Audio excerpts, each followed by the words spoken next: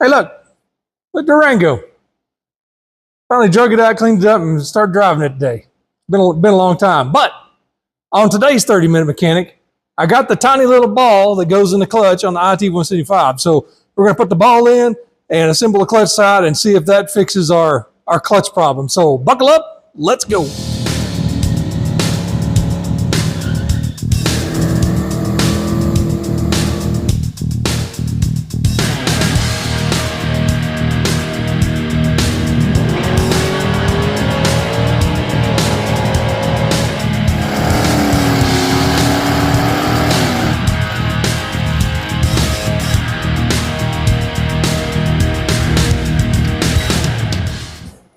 All right, we got our little bearing here.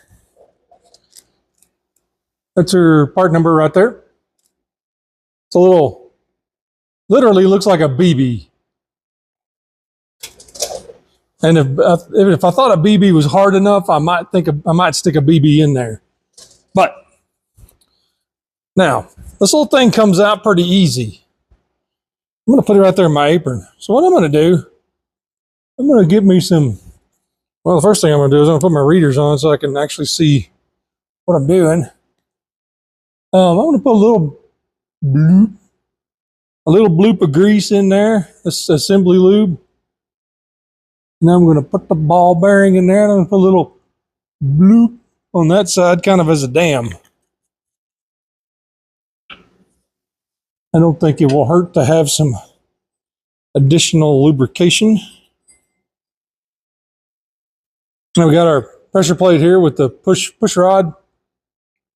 That dude goes in there like that.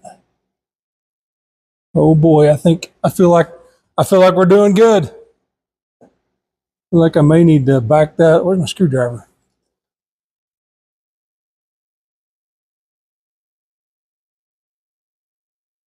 I think we are doing good. All right, let's find all our clutch bolts. Clutch spring bolts here. Clutch springs and bolts.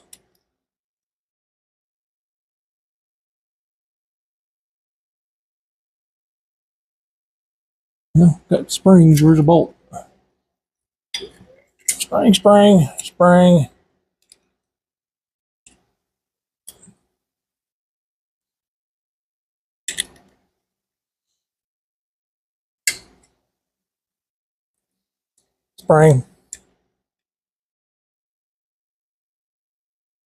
All right, that screwdriver there. Yep, 8mm.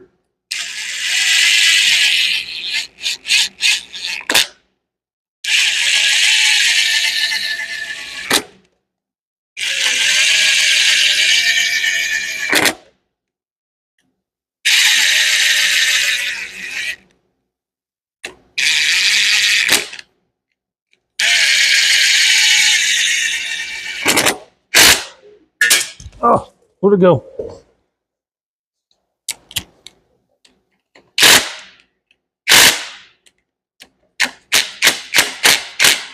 Try not to hit these too hard. Okay. Now we can point our arm at the point over there. And then what you're supposed to do is take all the slack out.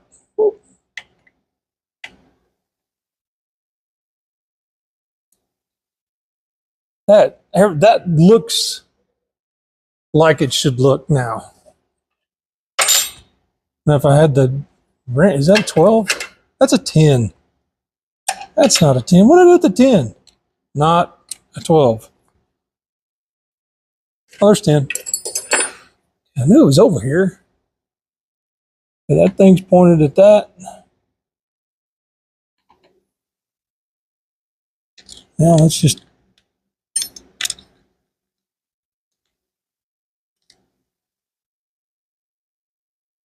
screw that in till it, well, oh, my arm moved over there. Whoops. That'll do it.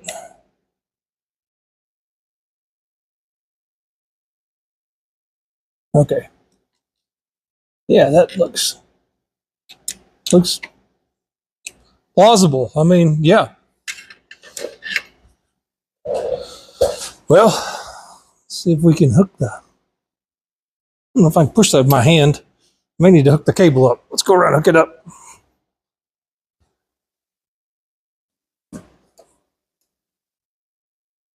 You may not be able to put the cable in there.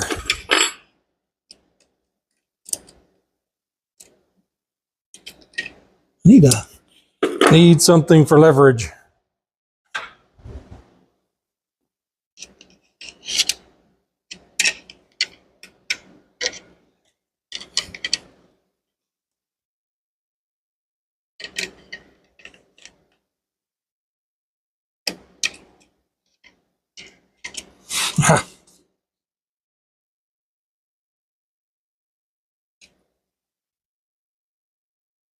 That works. That's not gonna work.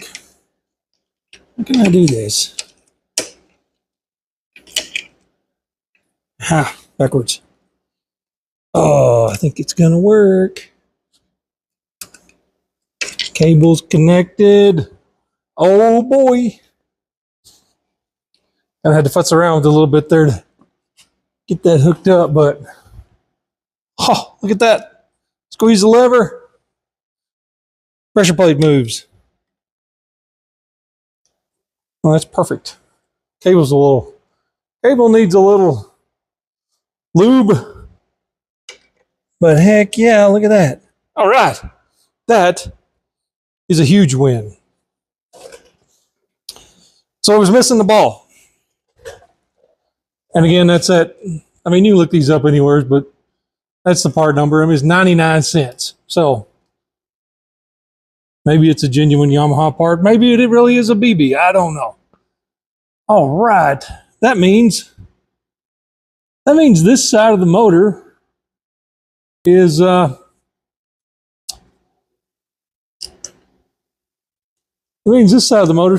done.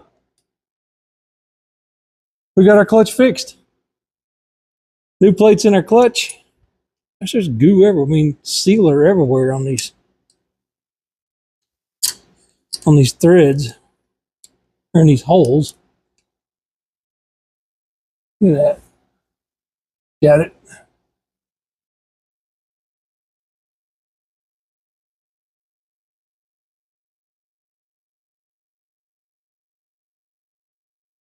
Just finding stuff everywhere.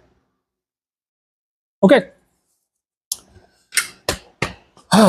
Fixed. That part's fixed. Now really all we got to do is put our gasket on, put our side cover on, and we're done with this side of the motor. Now let's get our gasket here. This is these are from Gasket King. You know, they're not genuine Yamaha stuff. I have no idea. Why does this go? This way? But I'm not sure you can even get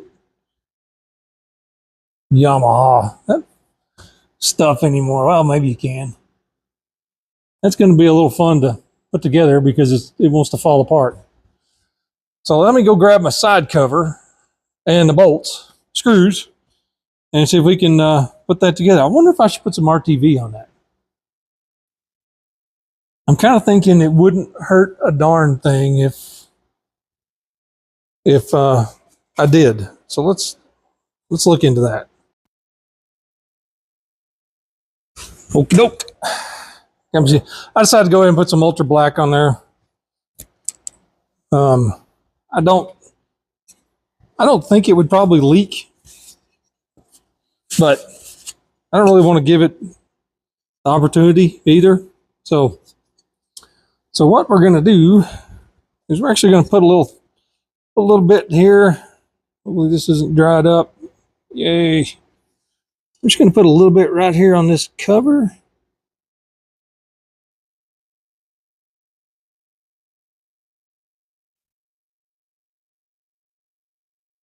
And I mean, it's real easy to get super carried away with this stuff. I mean, you don't need a whole lot of it. Just a thin coating. And some guys just go hog wild with it. More is not necessarily better in this instance.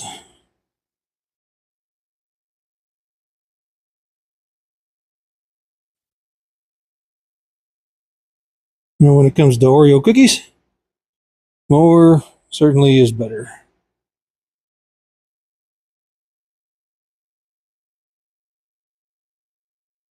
Okay, we got us a nice little thin coat. This was probably not even on camera because my camera is pointed at the motor. All right, got us a little thin bead. Not even a bead. I'm just talking. It's really just a smear. And there's a dowel. There's a dowel right there, and then there's one in this cover. And I don't know why. Maybe the cover one is supposed to stay. I don't know. And I really don't know which way this goes now. Goes this way. Slips on. We'll just kind of stick it down with our finger really good. Mash it in place. So I wish that dowel may come out. Probably could have pulled it out and jammed it in the engine case. Then that would have held the gasket in place. We're just going to put us a nice little thin.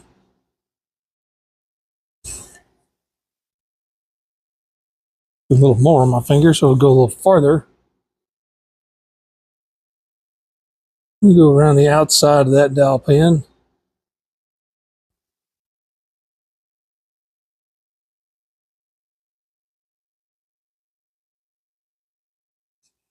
Just a little more here.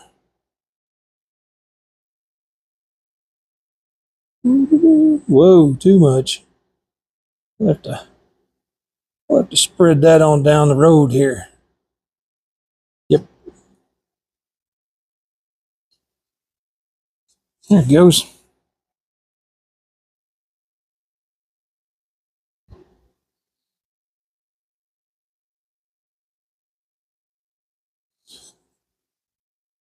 And I've heard of watching paint dry or watching grass grow. And you're watching me smear RTV. What does Vice Grip Garage call it? Room temperature vulcanization cream. That guy's funny. If he wasn't such a Chevy guy, wow. Okay, we got us a nice little coating on there. Nice. Then we got a new seal for the shift shaft right there. And this dude is made out of magnesium. Come on, shift shaft. Get through there. Get through the other one. Come on. Come on. Get on there. Ah, yeah. A little more. Come on. A little farther. Just the dowel pins. Come on. Wiggle in. Wiggle in. Wiggle. Ow. Dang. Let me move this before I move the RTV before I get my arm on it and squash it. Squash the tube on accident. Oh, there it goes. Yeah. And I think my seal just flipped around like a, yeah. Oh. My seal just did something weird there.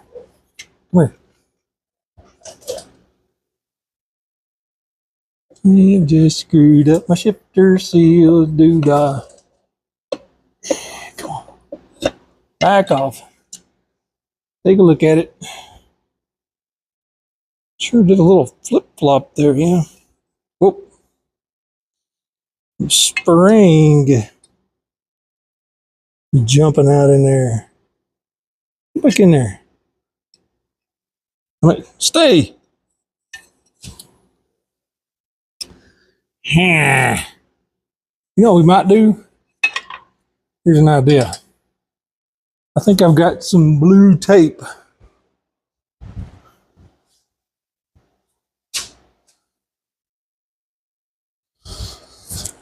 We might slip the blue tape around this little part. Well, that's not going to work. We got way too much. Just a little bit of blue tape. Maybe we can just wrap that little part with blue tape so it doesn't try to eat my seal. Maybe I should have put some grease on it. Maybe I should have waited to put the seal on after I got it all together. That probably might have been a better idea. Come on. I think that part's not working like I wanted it to. Hold your horses.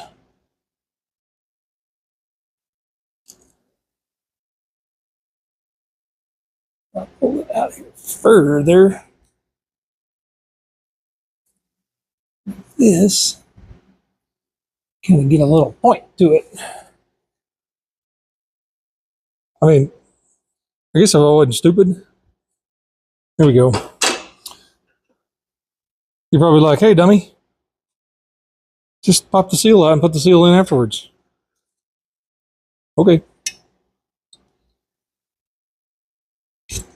Because literally, there it is. Now, why didn't I think of that? You always put the seal in afterwards. Okay. Once again, here we are. You know, 30-minute mechanic. It's kind of learn as you go sometimes, and that was certainly me. Crud, dropping screws. Certainly me learning.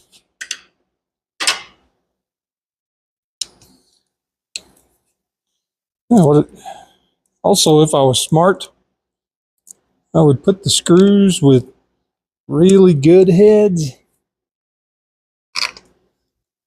in the spots that are hard to get to.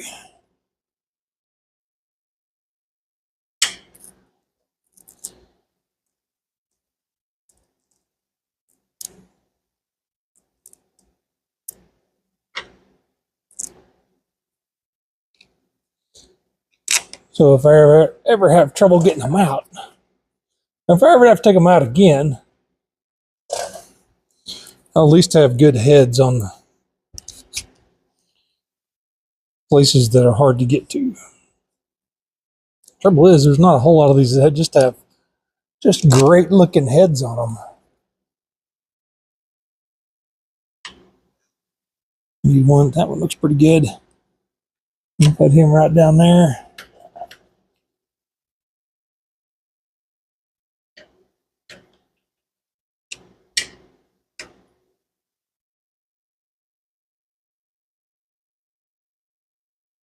Next best one can go right there. Oh yeah, I got a drain fill level screw somewhere too to put back in. That one's kind of terrible. We'll put it right here on top.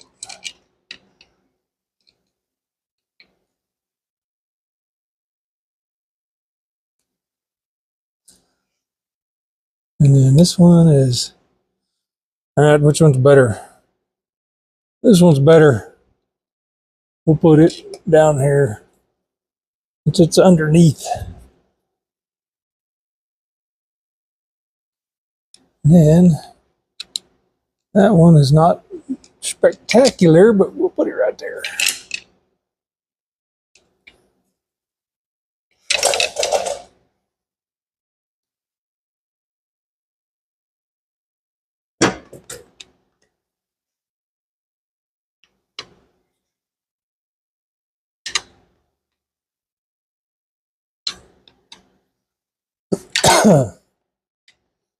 It's a pretty good little.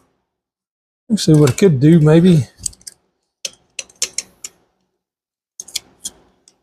get one of my favorite tools here.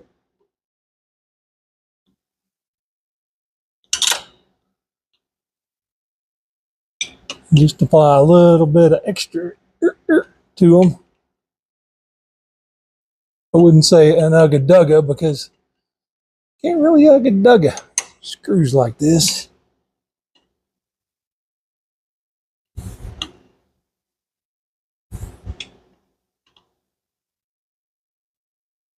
Okay, cool. Okay, seal. Make sure we didn't tear it up too bad. I don't think so. We'll be all right.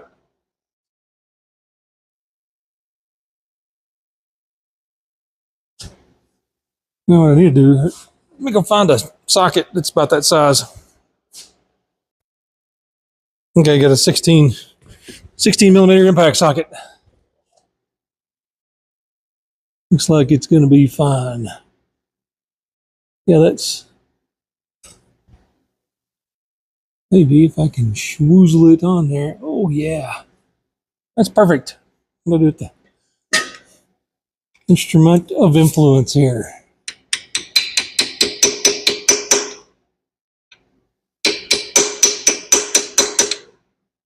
Perfect.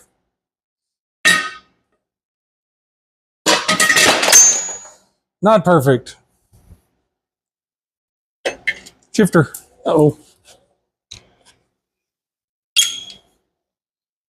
I have no idea what angle put this at. Kind of a guy that I kind of like my shifters pointed down more than average, but we'll start off right here.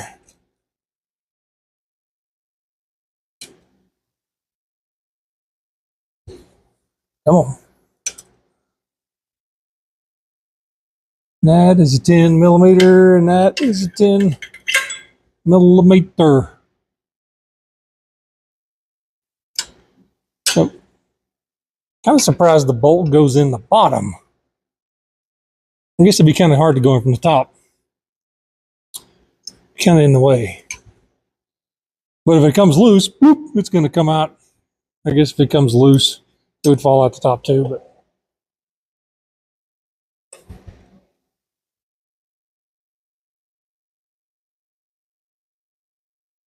Come on.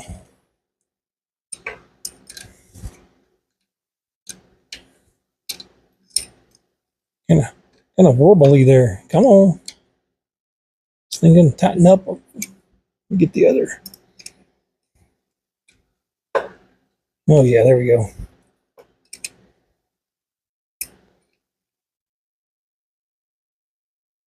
Yep. Awesome. Oh boy. Done. We're done with this side. Well, except for that one little screw and the drain plug that's all jacked up. I don't know what I'm gonna do with it. I don't know I remember where I put it. There it is. Yep. The threads are all jacked up on it. I might be able to take a knife and a box knife or something and go around and kind of clean them up. I might try that. Because I mean, it really just has to screw in and just put pressure on that O-ring. So might see if I can't clean up those threads. I'm not going to do it on camera because nobody wants to watch me do that. In fact, really, I guess nobody really wants to watch me do anything because I make videos, but not many people watch them. But you know what? Oh well. not really in this to become an influencer or whatever. Just doing it for fun. Well, that just immediately wants to cross thread. Yeah, we'll jack with that. Likely that part is the same from like 1975 through the present. They probably still use the exact same plug in here. Got one more screw. I clean it up a little bit. It's the drain. It's the fill level. Fill this up till it dribbles out the hole. And it is a terrible screw. If I had another one, I would put a new one in there, but I guess if it's been taken out 1,000,000 times, then somebody's regularly changed the oil in this thing. So maybe that's a plus. Oh, and I talked about the O-ring in there that had a notch in it. Well, I don't know if you can see that or not, but and the funny thing is, I was like, holy cow, that's all jacked up. I was looking on the interwebs, and there were other guys. Hey, my O-ring's all jacked up. It's got a big swoopy-doo in it right there. I guess it happens to them all. All right. Okay. Couple of things before I go. Look, no tires. Tires over there. Gosh, those things were hard to get off. They were so hard. The rubber on them is so hard. I mean, it's crazy. But I got them off. I only hit myself in the wrist one time with the tire tool, and that was definitely plenty. The rear rim locks, I mean, you can see that they just exploded. They came all unstuck from the rubber part of them. The front ones actually looked pretty, there was only one in the front. It actually looked pretty decent. The tubes, got them propped up over here next to the SN95. The turbo SN95, if you're interested. Got videos on that car. I actually put air in them, and I'm just going to see how they do. If they continue to hold air, well, man, I just may put them back in there. Now, we're going to come around here to, I alluded to a problem with the stator. I may have to turn off the super bright Harbor Freight light here because it's blinding me. All right. Stator. I think this is the wrong stator, unfortunately. If you look in here, we have to turn the light on. We turn the light on. Boop. Look in here. There's a spot right there, and a spot right there is machined off where the plate is supposed to sit with the two screws.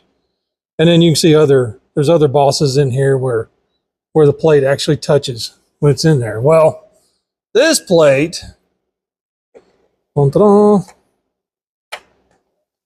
this plate, you know what I'm gonna do? I'm gonna back you up. Just zoomed in a little tight there. This plate is too big to fit in there. The outside diameter of it is too big. Even if I turn it back, where the wiring clears, I mean it's wrong. I don't know what this stator's for. It's marked IT something on the back. It may be an IT200. Or it may be an older IT175. I think the 80 through 83s or something, I think, are the same. So that is not going to work because it's almost too big to even, I mean, with the wiring sticking up there, you can't even hardly get in there without pinching the wiring next to the thing. So that's absolutely not right because it has to sit up on those little bosses down there. So we're gonna do some research. Hopefully that is the right flywheel. It does say IT175 as well, and it does slip in there, I guess. It may be too big too. Who knows? So we're going to kind of have to do some backing up, some looking, some part number chasing. See, that actually doesn't look bad right there, but it may be too large too and hit right back here or something. There's a wear mark right there, like maybe somebody tried to use it. I don't know. We're gonna have to figure this out. All right, that's gonna do it for today's 30-minute mechanic. Got our clutch side all done. You pull the clutch, it releases the clutch. It was that little ball bearing that was missing in there. So we got that in there, got everything bolted up. That side of the motor's done. And then we discovered a problem with the stator. So maybe if you got any tips on maybe a stator upgrade, maybe they've got a better one that just slips in there and you can use. I don't know. Showed you my wheels, got my tires off. I'm not gonna put the new tires on. I got to get some bead locks and whatnot. So anyways, like, subscribe, tell your friends, ring the bell, turn on the playlist, let it run for hours. And we'll see you next time. Bye.